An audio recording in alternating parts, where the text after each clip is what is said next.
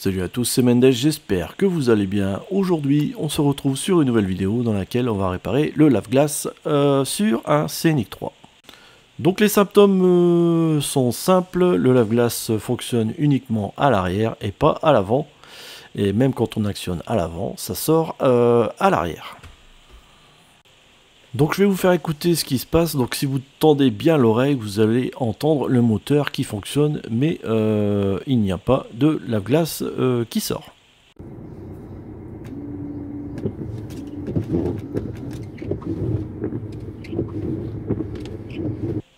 Donc là vous avez certainement compris ce qu'on va faire, on va démonter et on va changer la petite pompe de lave-glace.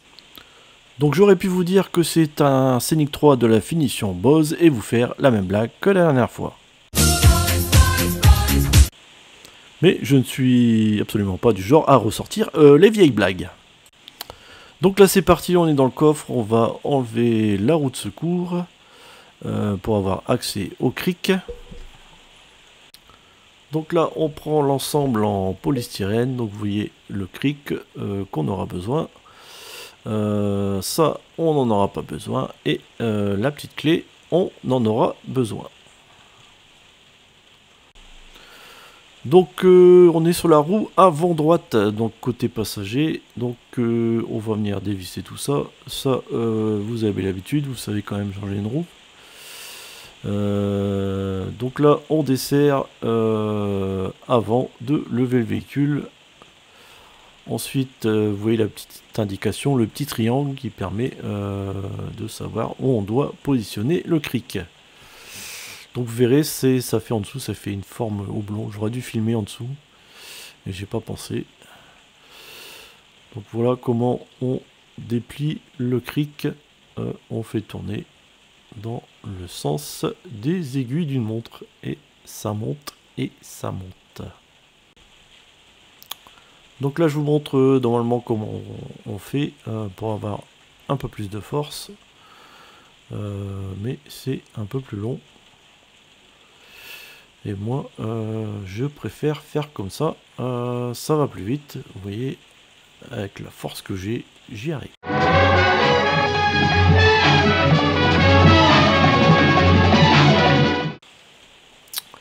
Donc ensuite, on va venir dévisser les 5 vis, dont une où j'ai un écrou anti-vol. Donc on va faire accélérer tout ça comme vous avez l'habitude de changer une roue. Alors là on vient, j'aurais dû lever un petit peu plus je pense, je crois que je lève un peu après. Donc ça y est, on a enlevé la roue et vous pouvez mettre un cric pour plus de... une chandelle pour plus de sécurité. Donc comme vous le voyez à l'écran, on n'oublie pas le petit éclairage pour ceux qui voient que dalle.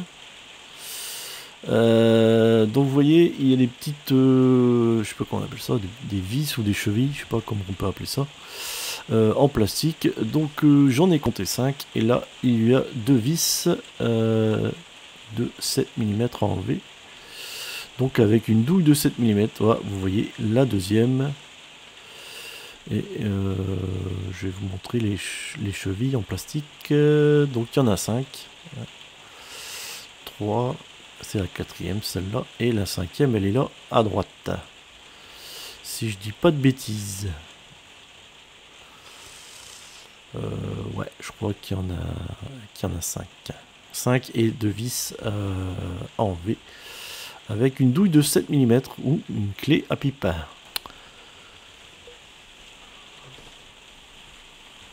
Donc je sais pas ce qu'il attend. Ah si, ça y est. Donc là je vais vous montrer ce qu'il ne faut pas faire. Donc là j'essaye avec une pince à bec.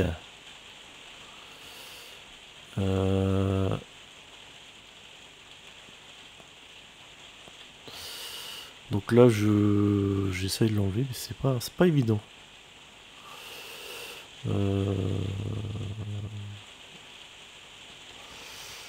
Donc là j'essaie de faire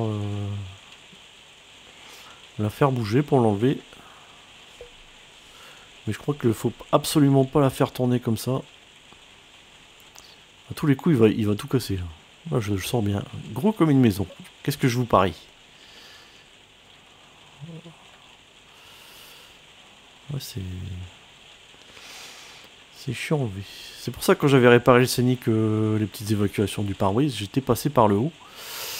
J'ai toujours peur d'en foirer une, ces petites merdes. Là. Donc vous voyez, il galère.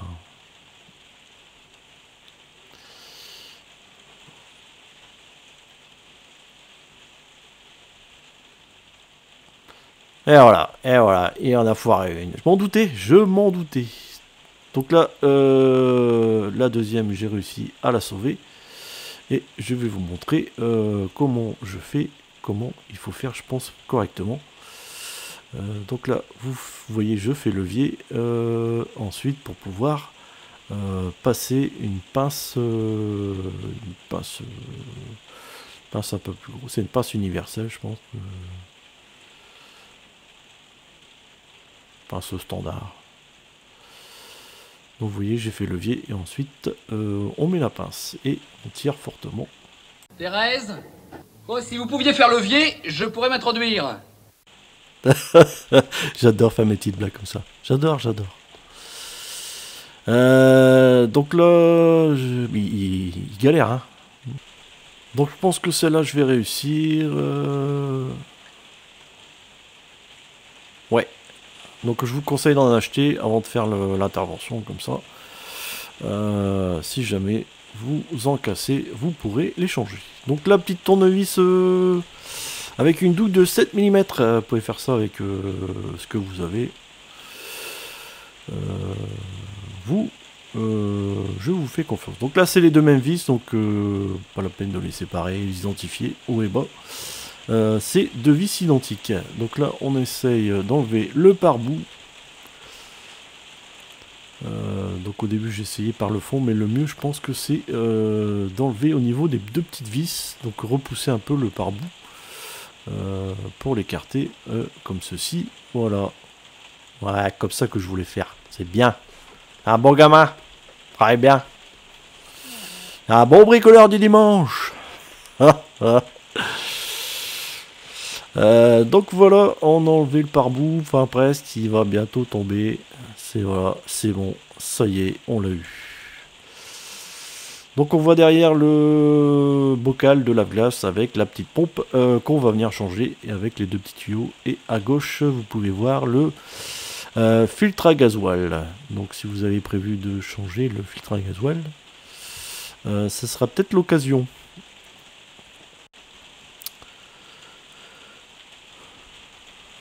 Qu'est-ce qu'il va faire maintenant? Donc vous voyez comment c'est fait. Le petit tuyau est coincé là. Donc voilà la petite pompe noire là qu'on va venir changer. Donc petit bac récupération au cas où. Donc bien évidemment comme ça marchait pas, moi j'ai rempli de lave-glace hein, forcément. Et donc là on va enlever le petit connecteur, hein, donc un petit tournevis pour faire levier. Et normalement le connecteur vient s'enlever facilement. Voilà, on le met sur le côté. Et maintenant on va venir enlever la pompe. Donc on fait des mouvements de va-et-vient pour pouvoir venir l'enlever. Vous voyez que j'ai fabriqué une espèce de petit entonnoir là. Avec une bouteille d'eau.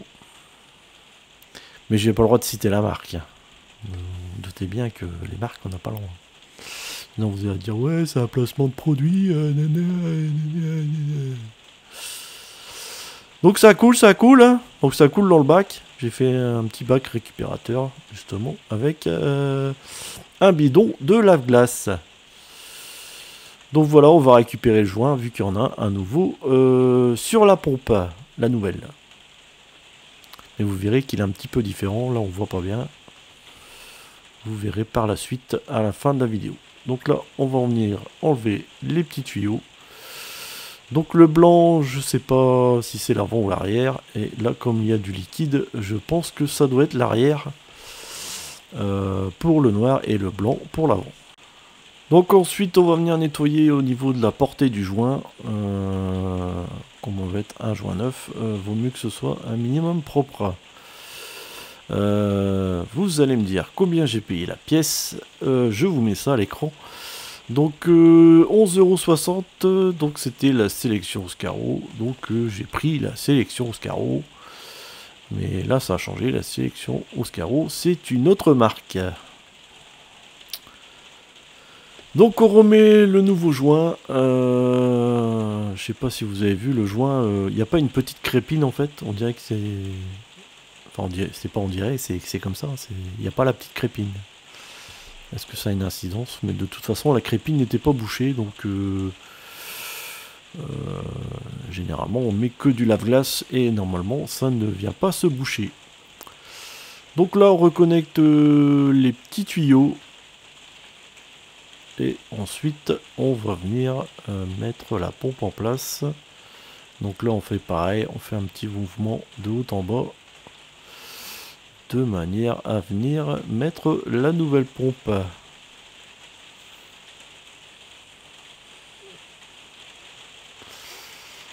Donc peut-être qu'il fallait mettre le joint d'abord sur... remettre le joint sur la pompe ou... Enfin, vous me direz hein, comment vous avez fait, si vous arrivez mieux que moi, c'est bien. Moi je suis ouvert à la discussion. Donc ensuite, on n'oublie pas le petit connecteur. Non, c'est pas là, qu'est-ce qu'il fait? Ah oui, je remets les tuyaux en place dans les petits guides là au niveau du bocal. Je vais vous montrer ça. Celui à droite, je l'ai mis aussi dans un guide, alors que... quand on a démonté, je pense pas qu'il était comme ça. Donc là, on n'oublie pas le petit connecteur, sinon ça va marcher beaucoup moins bien, forcément. Ouais, je sais, mes imitations. Faut que je travaille les imitations. Donc là, qu'est-ce que je fais? Bah, je remplis. Avant de refermer, on va essayer. Mais vous allez rire. Hein. J'ai essayé devant. Ça fonctionne. Donc là, c'est le côté qu'on remplit. Mais par contre, derrière, ça marche pas. Est-ce que Oscaro, il m'aurait vendu de la merde?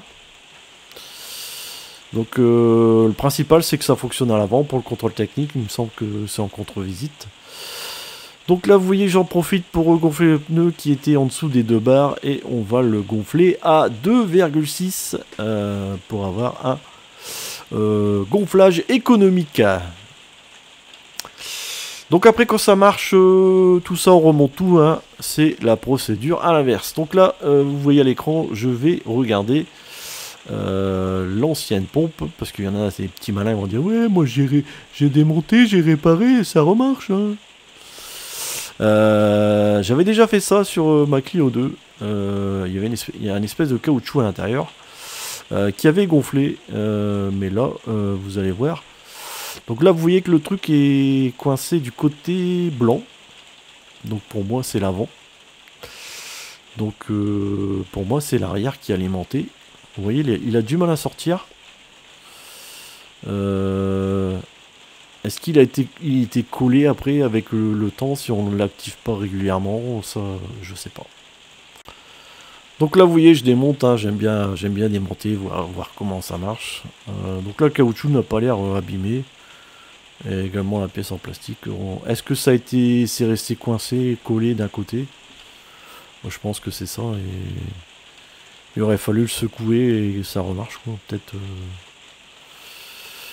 je sais pas. Si vous avez des idées, n'hésitez pas en commentaire. Donc là, je remonte tout ça. Je vais vous faire écouter le bruit que ça fait. Donc logiquement, ça devrait pour moi refonctionner. Et peut-être que par la suite je remettrai cette pièce. Donc là je vais vous faire écouter, tendez bien l'oreille.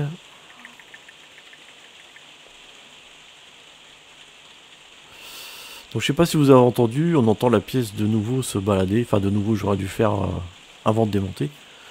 Donc à mon avis cette pompe refonctionne correctement. Je vous dirai ça en commentaire. Pour vous donner des nouvelles. Bon voilà, je pense qu'on a fait le tour. Si t'as des questions, bah ouais, je te tutoie parce que t'es resté jusqu'à la fin. Ah, c'est les amis qui restent jusqu'à la fin. Toi, t'es déjà barré. Tu veux même pas t'abonner à ma chaîne. Donc, ouais, qu'est-ce que je disais? Ouais, un petit pouce bleu, ça fait plaisir. Et l'abonnement, alors là, si tu t'abonnes, alors là. Ah, je serais super content. Donc, si t'as des commentaires, n'hésite pas. Enfin, des commentaires. Si t'as des questions, n'hésite pas à poser les commentaires. Non, si c'est pour dire, ouais, super vidéo, tu peux le faire, ça fait toujours plaisir. Qu'est-ce que j'allais dire? Je sais plus. Ah, tu vois, tu m'as coupé. Voilà. Voilà, tu m'as coupé. Je suis perdu maintenant. Ouais, donc le petit pouce bleu, l'abonnement, commentaire, ça c'est fait. Eh bah, je te souhaite une bonne soirée. Excuse-moi pour le bruit. Hein. Je sais que j'ai un nouveau micro, mais là il pleut dans ma véranda et t'as peut-être entendu. Un petit. Bah, c'est la pluie en fait. Hein. C'est le nord. Hein. Tu crois quoi, toi? Non, t'aurais été dans le sud, t'aurais entendu les cigales. T'aurais dit, hey, des cigales, on entend des cigales. Bon, bah, sur ce, je vous dis à la prochaine. Allez, ciao, bye bye.